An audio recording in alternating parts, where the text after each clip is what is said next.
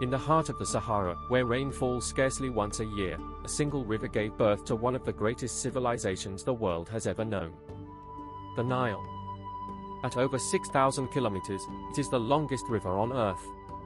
But for ancient Egypt, it was not a river, it was a lifeline. Every summer, monsoon rains in the Ethiopian highlands sent a surge of water north, flooding the Nile Valley for miles on either side. When the waters receded, they left behind a layer of rich, black silt, so dark that the Egyptians called their land Kemet, the Black Land. This annual miracle of renewal was the engine of everything that followed. As the Greek historian Herodotus wrote 2,500 years ago, Egypt is the gift of the Nile. Ancient Egypt was defined by division. The Nile split the country into two distinct halves. Upper Egypt, in the south, was a narrow ribbon of green cut deep into the desert, flanked by cliffs and rocky plateaus. Lower Egypt, in the north, was the delta, a vast, swampy fan of waterways spreading into the Mediterranean. Beyond the fertile strip lay the Red Land, the desert, a hostile realm the Egyptians saw as a place of chaos. These natural barriers shaped Egyptian civilization. To the east and west, impossible desert. To the north, the sea. To the south, treacherous cataracts on the Nile. Egypt was a protected world, self-contained and self-sufficient, and it developed in isolation for centuries before any significant outside contact. Around 3150 BC, a king named Nama, also called Menz, did what no one had done before. He conquered the north and united Upper and Lower Egypt under a single crown. The Nama Palette, one of the oldest surviving historical documents in the world, commemorates this unification. It shows Nama wearing both the white crown of the south and the red crown of the north, symbolizing his rule over the two lands. With unification, the dynastic period began, a sequence of 30 royal houses that would rule Egypt for nearly 3,000 years. The pharaoh was not merely a king. He was a living god, the earthly embodiment of Horus, charged with maintaining Ma'at, the cosmic order of truth, justice, and balance. His word was divine law. The Old Kingdom, spanning the 3rd to the 6th dynasties, was Egypt's first great age. It was an era of absolute confidence. The pharaohs of this period poured the nation's immense wealth into the most ambitious building projects the world had ever seen.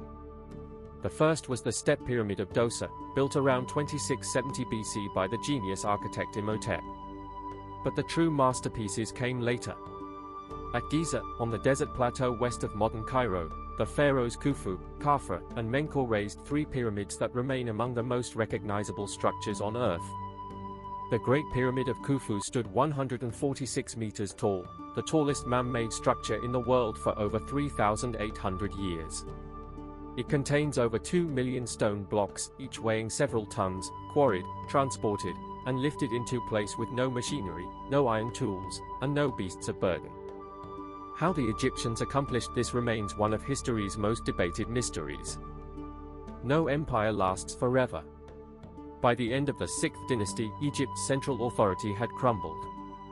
The Old Kingdom collapsed into the First Intermediate Period, a time of famine, civil war, and foreign incursions. The Great Pyramids were looted. The land fractured into rival nomes, each ruled by local warlords. For over a century, Egypt was without a single ruler. But Egypt had a remarkable capacity for renewal. From the ashes of the First Intermediate Period rose the Middle Kingdom, a reunified state under the Theban pharaohs of the 11th and 12th dynasties. This was a golden age of literature, art, and military expansion. The pharaohs pushed south into Nubia, securing the gold mines that would fuel Egypt's economy for centuries. Literature flourished, the Tale of Sinew, the Instructions of Amenemhat, works that are still read today. The Middle Kingdom was Egypt's classical age. The Middle Kingdom eventually gave way to the Second Intermediate Period, when a foreign people called the Hyksos invaded and ruled the Delta. But the princes of Thebes drove them out, and in doing so, created something new, an imperial Egypt that reached beyond its traditional borders. The New Kingdom, from the 18th to the 20th dynasties, was Egypt's age of empire. Its pharaohs were warrior kings who marched into Canaan, Syria, and as far as the Euphrates. Hatshepsut, one of the few female pharaohs, built magnificent monuments and launched trade expeditions to the land of Punt. Akhenaten, the heretic king, abandoned the old gods for the worship of the sun disk Aten, building a new capital at Amarna. His son Tutankhamun restored the old religion and became, through the discovery of his nearly intact tomb in 1922, the most famous pharaoh of all.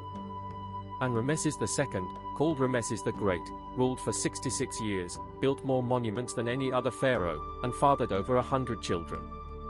His temple at Abu Simbel, carved into a mountainside, is one of the most spectacular achievements of the ancient world. Religion permeated every aspect of Egyptian life. The Egyptians worshipped hundreds of gods: Ra the sun god, Osiris the god of the dead, Isis the goddess of magic, Horus the sky god, Anubis the embalmer, and many more. Each city had its own patron deity. But the most distinctive feature of Egyptian religion was its obsession with the afterlife. The Egyptians believed that death was not an end but a transition. The soul, composed of the Ka and the Ba, needed a preserved body to inhabit in the next world. Thus mummification was perfected over thousands of years. Internal organs were removed, the body was dried with natron, wrapped in linen bandages, and placed in a coffin inscribed with spells from the Book of the Dead. The tomb was stocked with everything the deceased might need: food, furniture, jewelry, even servants in the form of small figurines called ashapti. The Great Pyramids were the most extreme expression of this belief, mountains of stone built to protect a single body for eternity. The Egyptians gave the world one of its most beautiful writing systems, hieroglyphs, meaning sacred carvings. This system of hundreds of picture symbols could represent sounds, ideas, or whole words, and it endured for over 3,000 years. But hieroglyphs were only part of the story. For everyday writing, the Egyptians developed hieratic and later demotic scripts, and they wrote on papyrus, a paper-like material made from the pith of the Nile reed. Medical papyri reveal advanced knowledge of surgery, anatomy, and herbal remedies. The Edwin Smith papyrus, dating to around 1600 BC, describes the brain, the meninges, and the effects of spinal injuries with remarkable accuracy. Egyptian mathematics was sophisticated enough to calculate volumes, areas, and the slope of pyramid faces. And their astronomy was accurate enough to predict the annual flooding of the Nile. In almost every field of human knowledge, ancient Egypt was a pioneer. Egyptian art remained remarkably consistent for 3,000 years. The conventions were established early and changed little, figures shown in profile with the eye and shoulders facing forward, size denoting importance, color carrying symbolic meaning. This was not a failure of imagination. It was deliberate. Egyptian art was not meant to portray reality. It was meant to preserve the eternal order of things. The same principle applied to architecture. The temples of Karnak, Luxor, and Philae were not simply places of worship, they were cosmic machines, designed to maintain the harmony of the universe. Every column, every carving, every alignment with the sun and stars was purposeful. The precision is staggering. At Karnak, the great hypostyle hall contains 134 massive columns arranged in 16 rows. The central columns are 21 meters tall, each capital wide enough for 100 men to stand on. The Egyptians did not build for the living. They built for eternity. Egypt's long decline began with the late period, when successive waves of foreign powers controlled the land. Persians, Greeks under Alexander the Great, and finally the Romans all ruled Egypt. The last pharaoh was Cleopatra VII, a Greek Ptolemaic queen who aligned herself with Rome in a desperate bid to preserve her kingdom. When she died in 30 BC, Egypt became a Roman province, and 3,000 years of pharaonic civilization came to an end. But the echo of Egypt never faded. It inspired the Greeks, awed the Romans, shaped the Bible, and captivated travelers for 2 millennia. Napoleon's campaign in Egypt in 1798 sparked a wave of Egyptomania across Europe. The discovery of the Rosetta Stone unlocked hieroglyphs. And the tombs of the pharaohs continue to reveal their secrets to this day. Ancient Egypt may have fallen, but its monuments still stand on the banks of the Nile, silent witnesses to one of the most extraordinary civilizations humanity has ever produced.